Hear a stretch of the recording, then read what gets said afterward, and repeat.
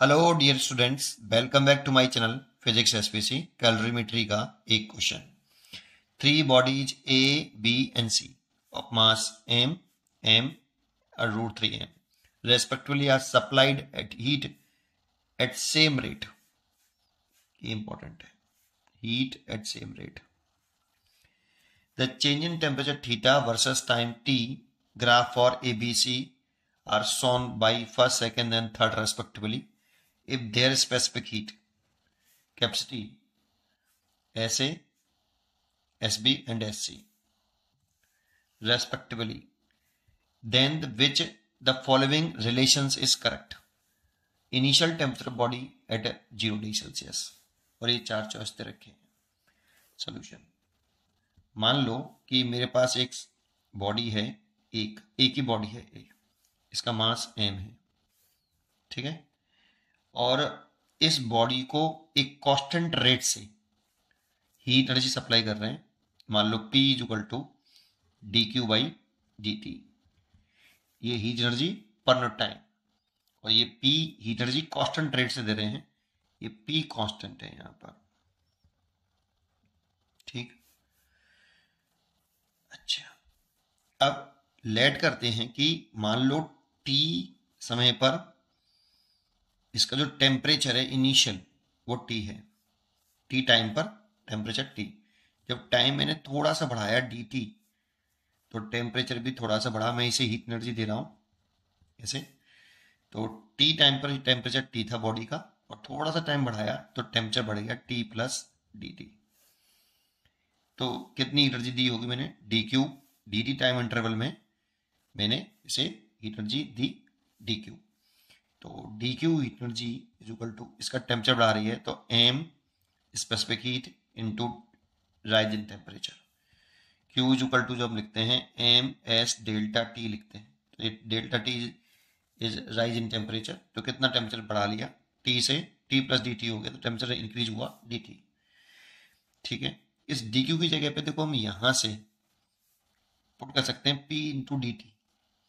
तो इसलिए पे dQ की जगह पुट कर दिया P × dt = ms dt। यहां से मैं निकालूं dt कैपिटल dt/dt। देखो ये तो राइज इन टेम्परेचर है और ये टाइम है, इंक्रीजिंग टाइम है, ठीक है। तो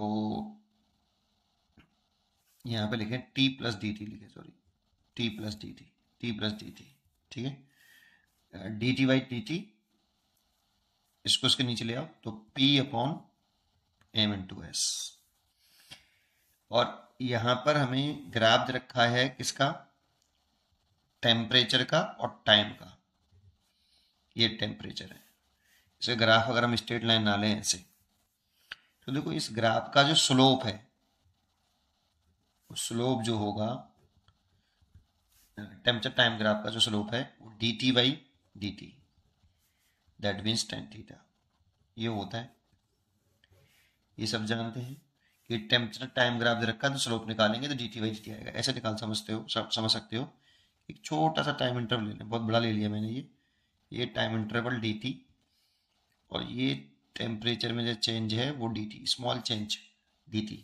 तो सोचो अगर ये थीटा है तो ये भी थीटा होगा और ये भी थीटा होगा। और यहां से अगर मैं tan थीटा निकालूं तो परपेंडिकुलर बेस तो dt/स्मॉल dt, इसलिए स्लोप जो होगा वो इसके बराबर होगा, ठीक है। अच्छा, अब अपने मेन पॉइंट पर आ जाते हैं। इस dt/dt की जगह पर हम क्या पुट कर सकते हैं? dt/dt की जगह हम पुट कर सकते हैं P/ms। जो स्लोप हो गया tan थीटा, ये आ रहा है आपका dt/dt = P/m × स्पेसिफिक हीट। ये हमारा फॉर्मूला बन गया। अब एक एक करके देख लेते हैं।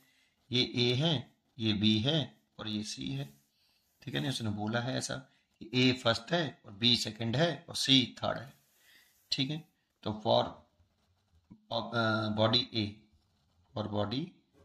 A दैट मीन्स फर्स्ट की बात कर रहे हैं, तो उसका स्लोप कितना दे रखा है? थीटा दे रखा है π/3, मतलब 60 डिग्री।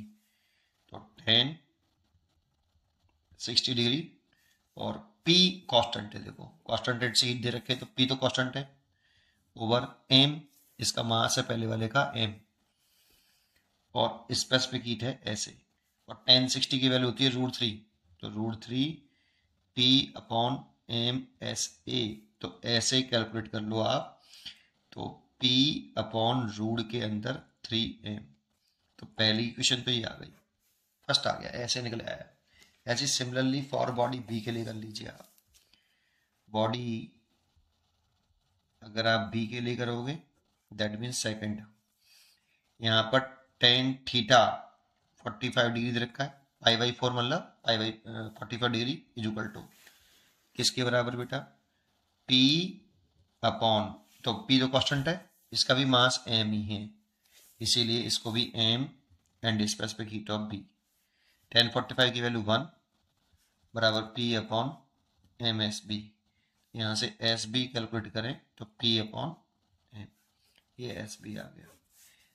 बॉडी सी के लिए बात करें, बॉडी सी मतलब थर्ड, यहाँ पे देखें तो एंगल 30 डिग्री रखा है, π/6 मतलब 30 डिग्री, और is equal to P over, इसका मास बदल दिया उसने, √3m कर दिया बॉडी का मास, तो ये मास की जगह पर लिख लें √3m, और स्पेसिफिक हीट SC, 1030 की जो वैल्यू होती है वो 1 upon √3 is equal to P upon m √3SC, √3 से √3 कैंसिल हो गए, और SC की वैल्यू कैलकुलेट करें तो P अपॉन, ये देखो, तो देखो SB और SC तो बराबर आ रहे हैं,